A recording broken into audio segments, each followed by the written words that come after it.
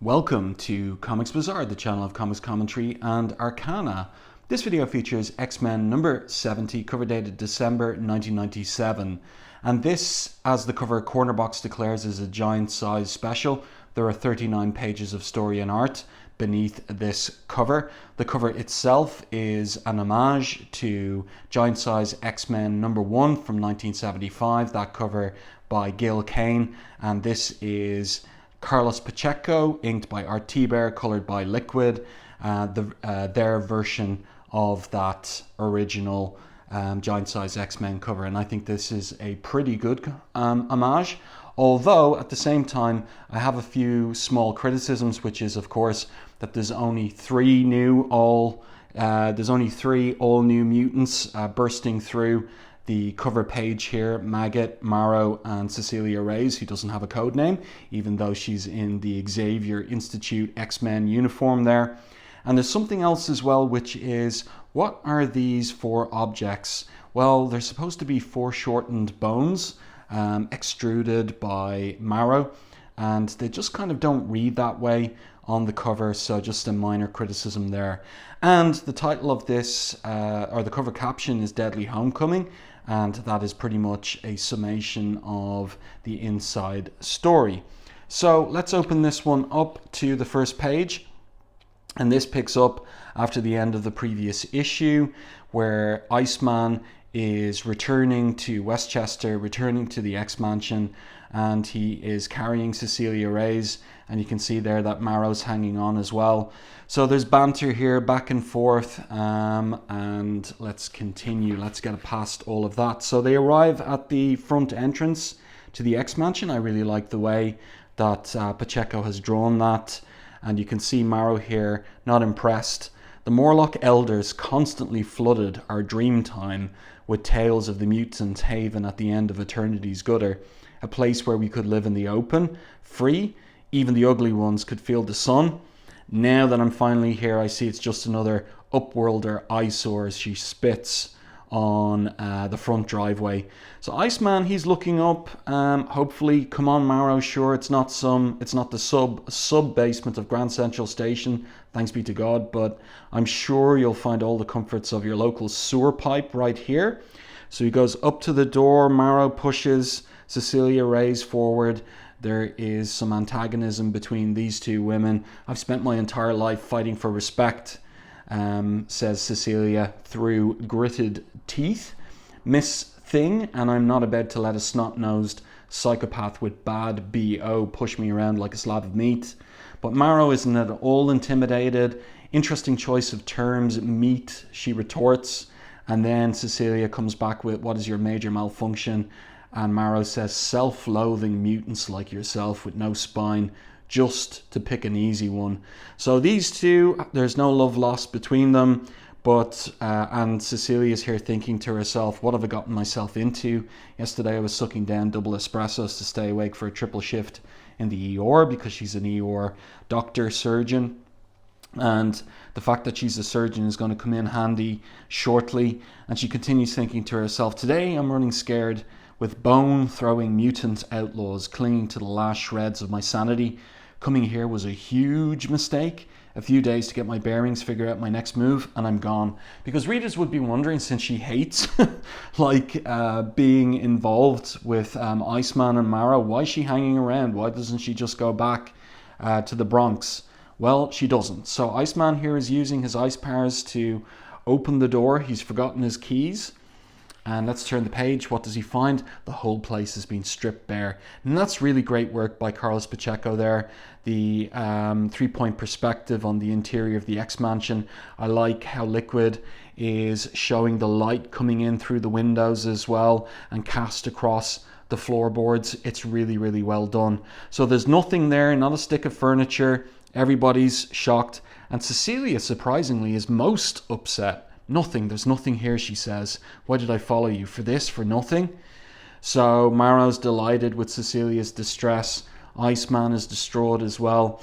And then Marrow walks down these opening steps into the X-Mansion. She says, tell me, if all the X-Men are as competent as you, she says to Iceman, how exactly did you survive this long? On second thought, don't bother. I couldn't care less. So Marrow, she's a sweetie pie, isn't she? But look at her feet here. It looks like she's got hooves rather than a big toe and 4 little toes. But in any case, outside the X-Mansion, Cecilia there has her head in her hands and she's upset. She's about to cry. Nothing, she thinks. I've nothing left. Can't go home. There is no home. Not now that they know. No family to turn to. No one. My life is over. So Cecilia Ray's an orphan. She's got no siblings. You know, we don't know everything about her, but it's her conviction that they wouldn't take her back at the hospital after it was revealed a few issues ago that she's a mutant. So she begins to well up with tears. That's nicely done with the digital computer effects. I'm all alone. And then there's a noise. Holy, she exclaims. Let's turn the page. Who or what could it be? Let's get past this advertisement. It's the X-Men. So we haven't seen them for many months in their own title. And the title of the story is Homecoming. Why isn't it? It should be Deadly Homecoming. But in any case, it's simply Homecoming. And here's our creative team. So Scott Lobdell is gone. Joe Kelly is the writer. Carl Pacheco on pencils, and he does pencil the whole issue. But there's 2 inkers, primarily Art Thibert, who's been inking the pages thus far. But there's also John Dell, who inks a few pages, and it's very clear and distinct which his pages are. I'll point them out as we go through the book. Then we have Comic Craft on the digital letters. Chris Lichtner and Aaron Lucen, the 2 together are Liquid Digital Colors, and that's our creative team.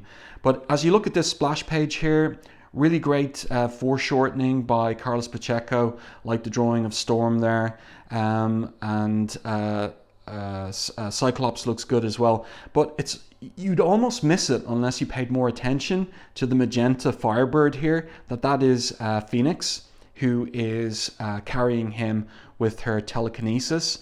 And also there's a big problem in Cyclops' guts that we'll get to. And it kind of doesn't make sense why Cannonball has a big smile on his face and Wolverine too, given the situation with Scott. But it might be because they don't know exactly what's up with the X-Mansion and it's being cleared out by Bastion.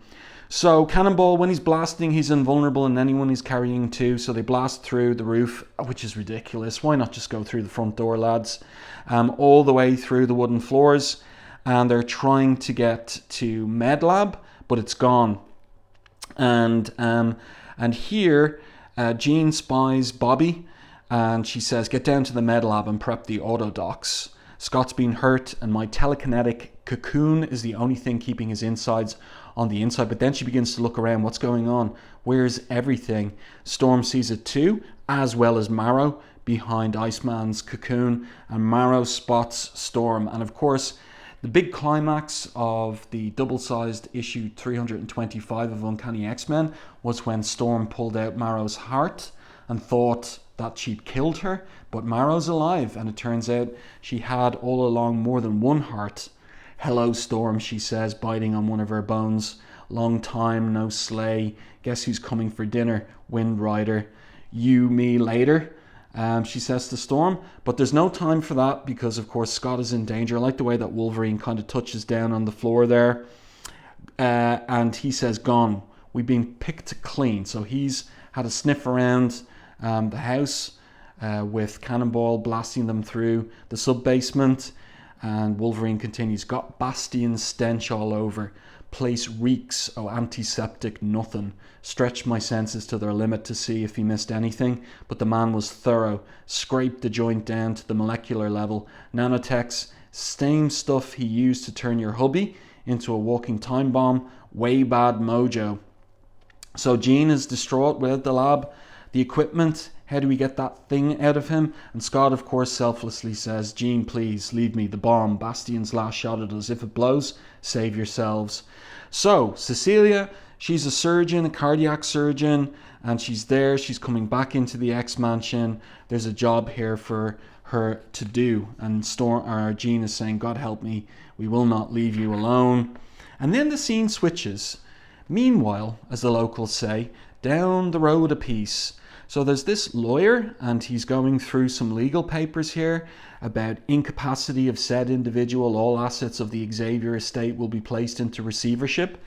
And then he's kind of jostled, and there's a booming sound effect, and he's sitting on the shoulder of a massive hulking figure who says, "You must have watched Perry Mason as a kid. Don't you know how valuable the dramatic entrance is in these types of sensitive situations? Trust me, it's gonna be a blast." So who is this figure in silhouette? But I really like this sequence of 6 panels. I think it's really nice storytelling by Pacheco. And then we're back in the emptied out X-Mansion. There's a debate going on about what to do. And then Cecilia pushes through the X-Men. "What happened?" she asks. And Logan replies, "What exactly are you supposed to be, lady?" Sides, an obvious pain in the rear. And Cecilia does have an attitude problem. She is a bit of a pain in the butt, all right. But she's also a competent cardiac surgeon. And she says, "I'm the only person who can keep your friend alive long enough to get proper treatment, unless one of you happens to have a medical degree stuffed under your tights." So Wolverine doesn't like her attitude, but Jean is pragmatic. "Logan, if you don't mind, keeping Scott from feeling any pain is taxing my powers to the limit. If this woman can help, I suggest you stow the hostility and let her get to work." So Jean basically gives Cecilia a telepathic, catch up on what's happened. And this is for potential new readers too. That's a pretty great shot there by Carlos Pacheco.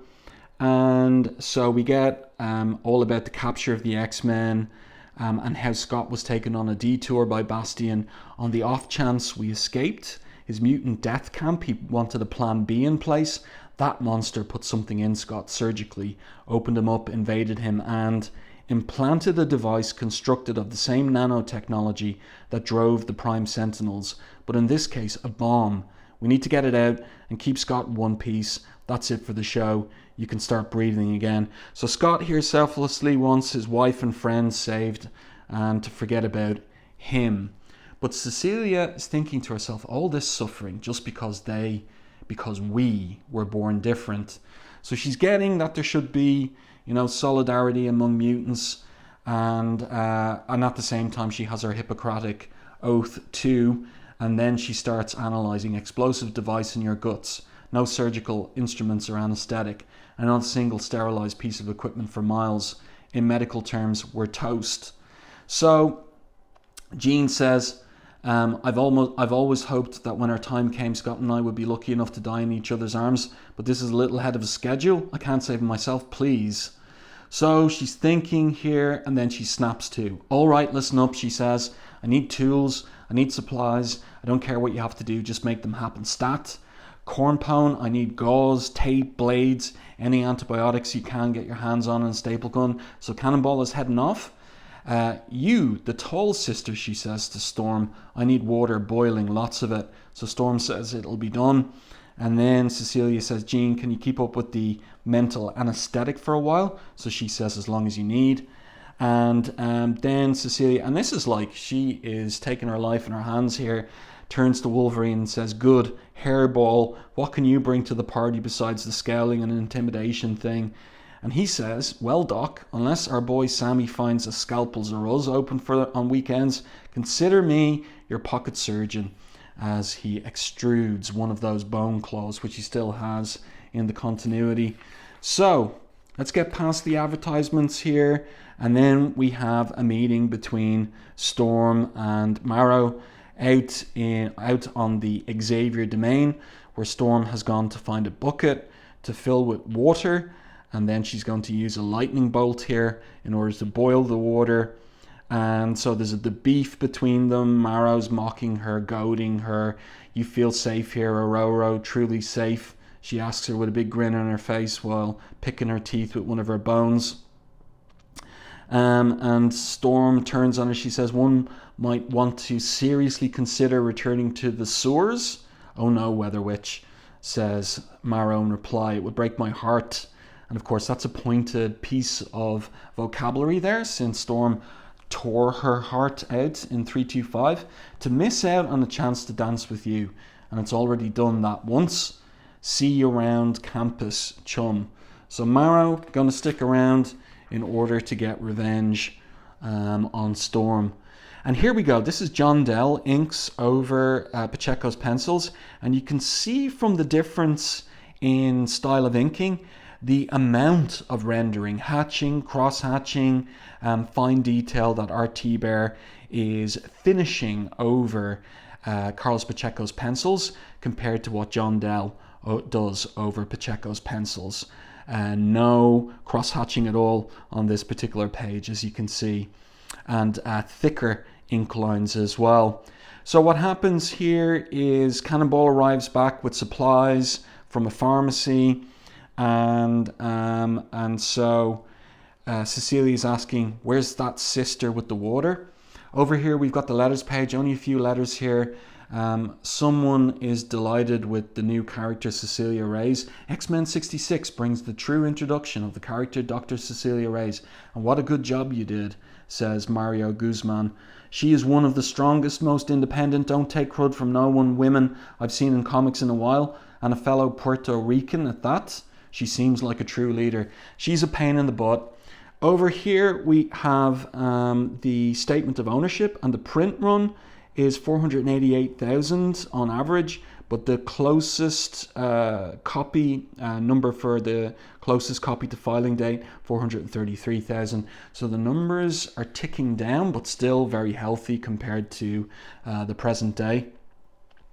And then we're back to Thibert's inking on this page, but on this page we've got John Dell. So you can see there on Wolverine's face how kind of simplified the inking style is compared to Thibert's use of many more lines, hatching and cross-hatching, much more detail in his inks over Pacheco.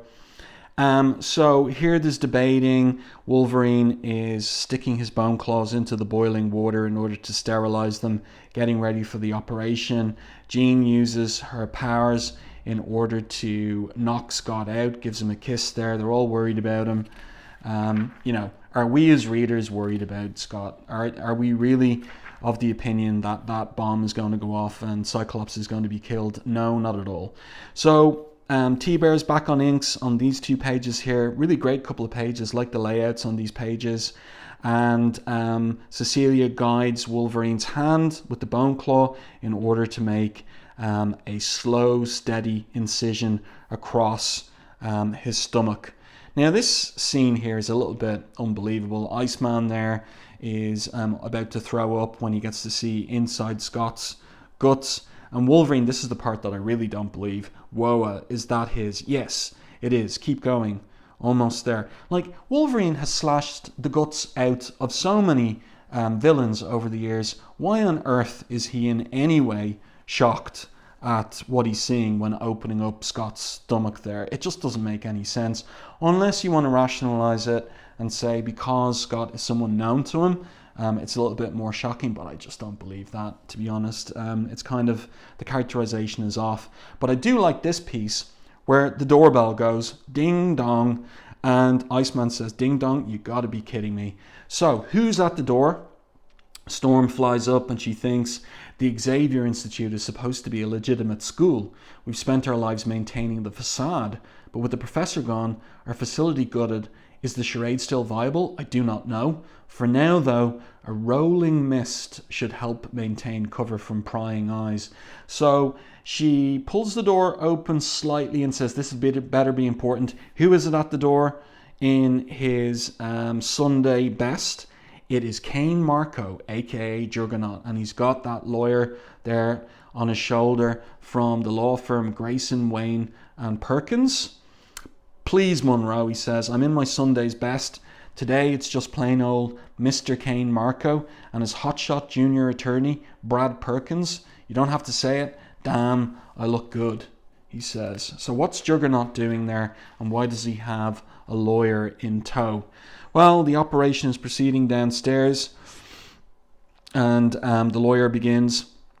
With the incapacitation of one Charles Xavier, the Xavier financial estate which you and your fellow students draw upon as your only financial resource. And Kane Marco's enjoying it. That is my favourite part, Brad. And the lawyer continues, is hereby frozen in receivership until my client, Kane Marco, is made administrator of said funds. So Storm is not going to take it. You cannot imagine what bad timing this is, Marco, as she looks at the document.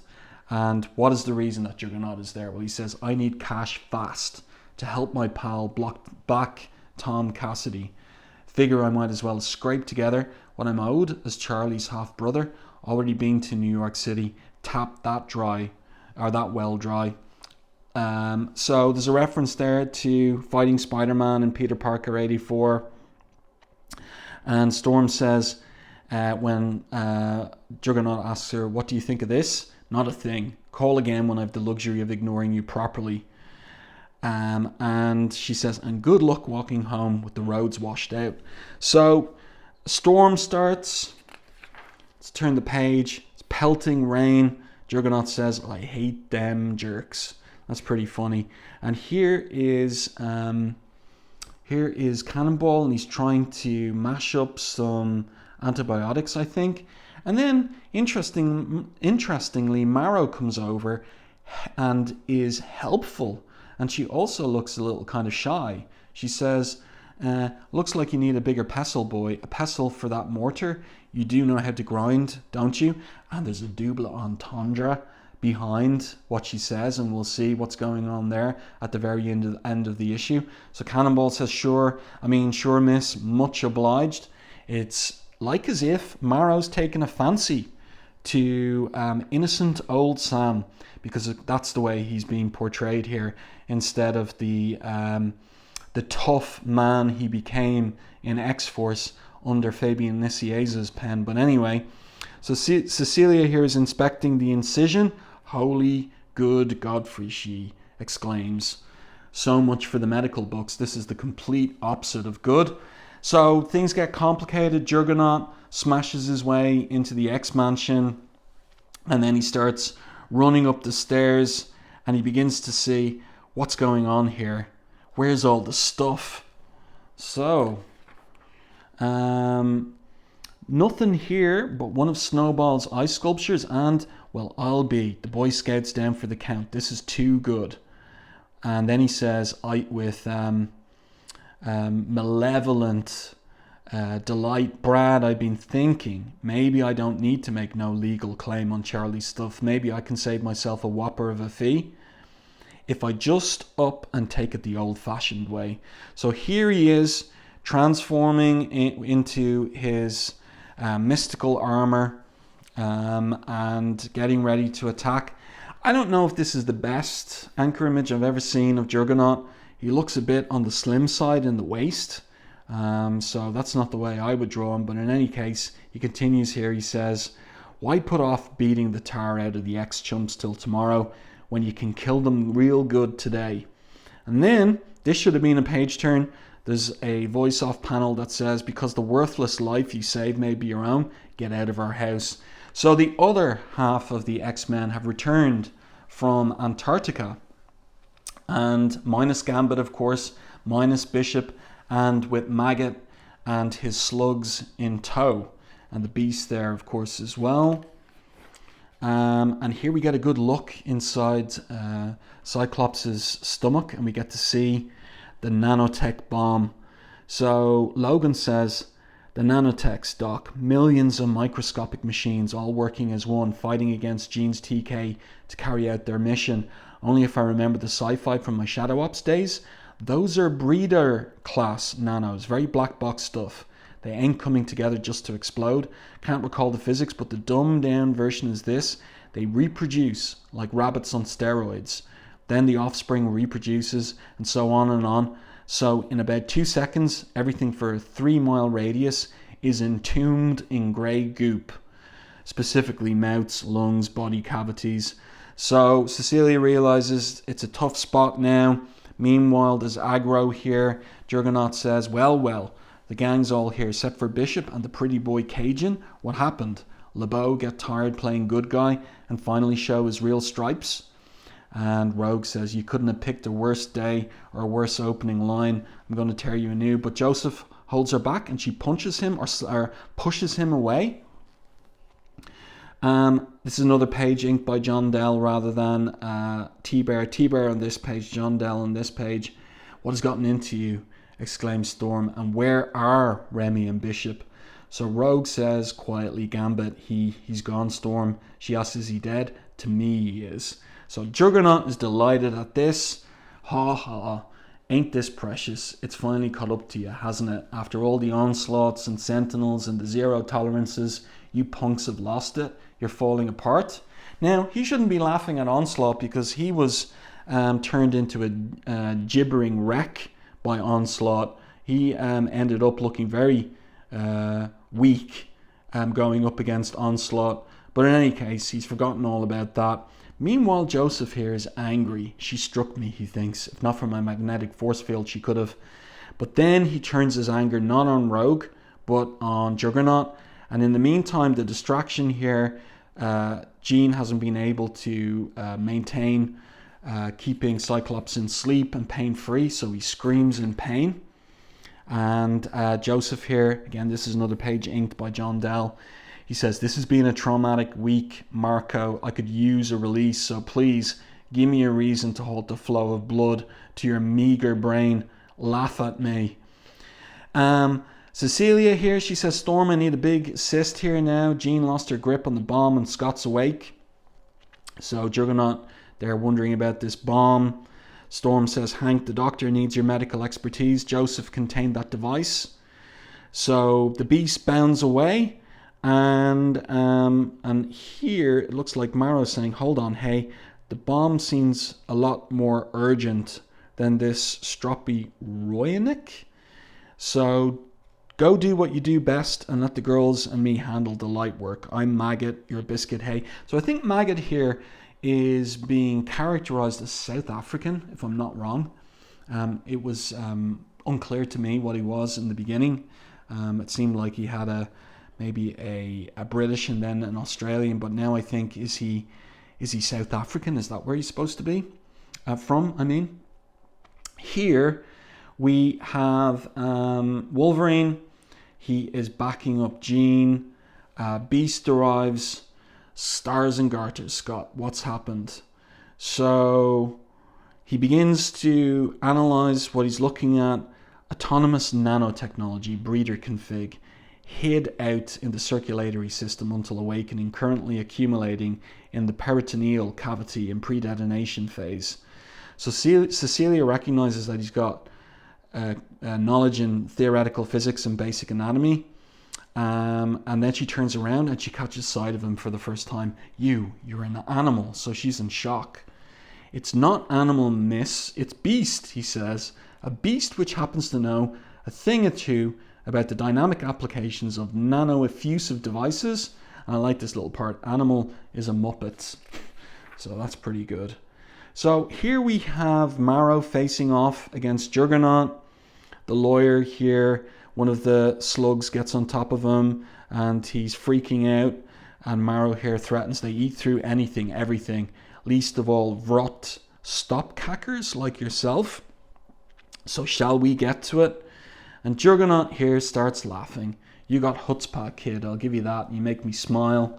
No food, no cash, big hole in the roof. The Boy Scouts on his last legs. And the best and the brightest new X-Man threatens the unstoppable Juggernaut with killer slugs. I don't need to spend time beating you senseless. You're doing it to yourselves. See you in your month or two when you're all begging me to take over this dump. Giant slugs, ha. I bet Charlie's fallen out of his wheelchair over that one. So Juggernaut stomps off back to New York City with the lawyer in tow. And Maggot here says, good show, dolls. He knew he couldn't take us. Would have sent his tin can self home with hat marks all down his guava. So Storm asks, excuse me, but you're not well, are you? And we don't know the full story about Maggot yet. What exactly is his relation to those slugs? So interesting choice here, an exterior shot through the window. It's pelting rain outside. And an intriguing little bit comes up here where it looks like Trish Trish asks here, Aurora, how did this happen? What went on while we were gone? And Logan, or Wolverine, butts in and he says, I'll tell you, Trish, this jam happened on account of a scrub named Bastion. Bastions happen because of hysteria, significantly of the anti-mutant kind. Hysteria starts when irresponsible people misuse power, spread half-truths, fan flames of hate. People like you, Tilby, so wrapped up in your First Amendment, you can only see mutants as a scoop, a story. So that gets Beast's attention. He butts in, Wolverine, this is hardly the time. And Trish is shocked, but I was doing my job. The public has a right, she was about to say, to know. And Logan continues, sure, it was your right to break the legacy virus story without considering the consequences. And that goes all the way back to X-Men Prime. So now what about Scott's rights? All he's got is the right to bleed to death. So if we don't pull him out of this one, expect to be one of many held accountable. So Trish runs off. No, it's my job. I didn't do it just for a scoop. How many times do I have to say it? And Marrow's there enjoying the whole thing. Nice, she says from the shadows as Trish runs off. I'm not like that. I'm not a vulture. Right for the throat, Wolverine, she says. Didn't think you still had it in you. But Beast is not happy. What gives you the right, you self-righteous miscreant? He exclaims. She's proven herself. And Logan isn't having it from Beast. Don't raise your voice to me, McCoy. You're the one shacking up with a glory hog who turned us all in for a headline. So this is interesting. This is Joe Kelly kind of, playing with a debate that was set up by Lobdell. But I think the reader sides that bit more with Wolverine in the way that this is framed, whereas I feel in the past Claremont kept things balanced. I think Lobdell did too. But my feeling is here that Joe Kelly is kind of balancing the scales more towards Wolverine's point of view. That news reporters ought to have a moral obligation to suppress certain facts of news if they could put a vulnerable population in danger. And that's kind of the way that the mainstream media has gone in recent years, making this video in 2025. It seems like they've gone to that particular ethical perspective rather than the one that Trish Tilby is voicing here, that the public have a right to know and that she was just doing her job. So it's intriguing to consider that. So here comes Cannonball. He's got the antibiotic bath ready. So it pours it over, or Cecilia pours it over Scott's chest, torso. Here we have another page inked by John Dell. And Marrow volunteers, interestingly, some bones for Cecilia to take out the nanotech bomb. So, we've had a lot of build up to how difficult it is to take out this nanotech bomb, but ultimately she just removes it with a couple of bones in her hands. So here she is handing it off to whoever wants to take it. And Rogue volunteers to take the hot potato, and she says, I got an idea. Won't do no good to toss it through the roof, just have it rain back down on us. So we throw it in the trash, and she tosses it towards the slugs. Wicked, says Marrow.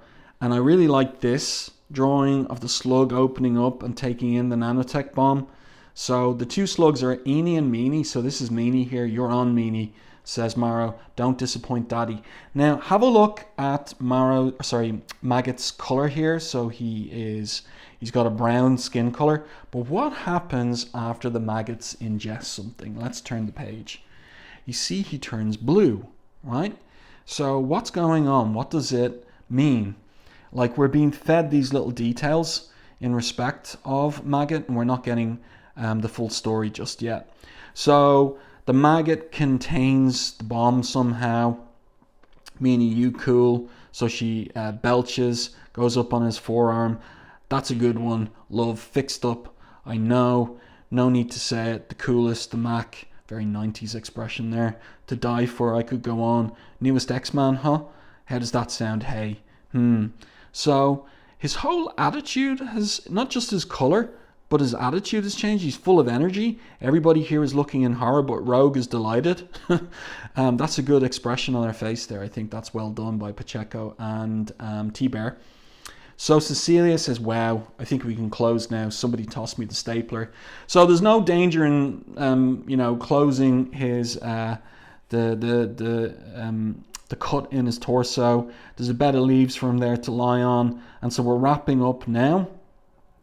And Scott turns to Cecilia. Ever the trooper, he says to her, I'd like to officially welcome you to the X-Men, Cecilia, what there is of us. And what's her response? Thanks, but I don't stay long, folks. He needs rest, doctor's orders. So she walks off. So she doesn't say no. And somebody here says, Barrel, I think it's Wolverine. Barrel of laughs that one. Gee, hope she stays. So, meanwhile, in the bathroom, we have Maggot. And he's back to his brown skin color, but his eyes are glowing. And this is intriguing. Now, that was a hang of a good piece of work, old boy. Bladam, oh man, good stuff. And this place, it's as nice as any to start learning to be free. And then the slugs come in and they're leaving a slimy trail on the floor. Let's get to it then. A good place, nice as any. So they go right up towards him to call home. Oh God, help me, he says. What's happening? We don't know yet. So then the X-Men are leaving the room where Scott is recovering, but he's kind of holding himself up there.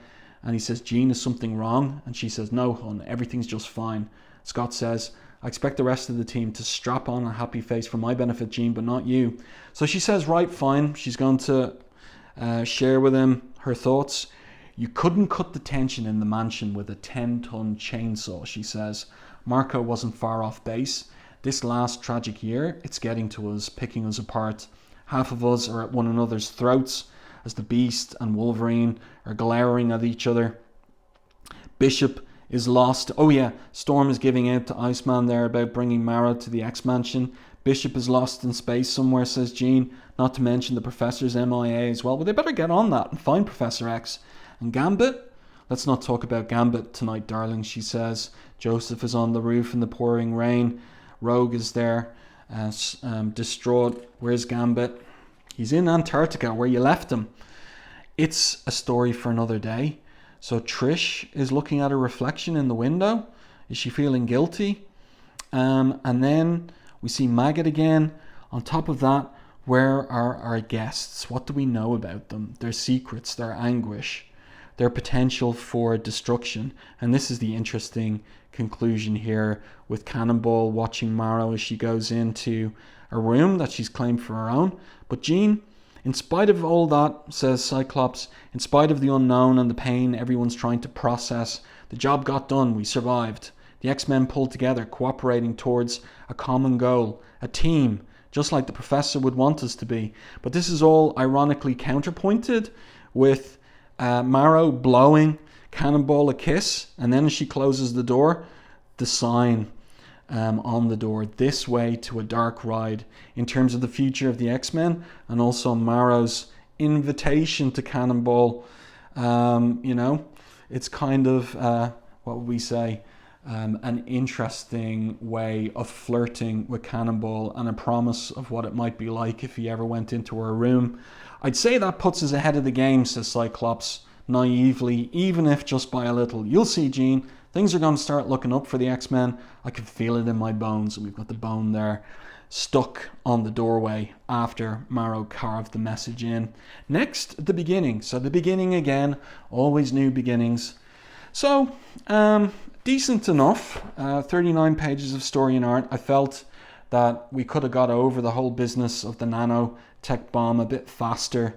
Maybe I think I would have been happier with that. But Joe Kelly doing a decent job of scripting these characters.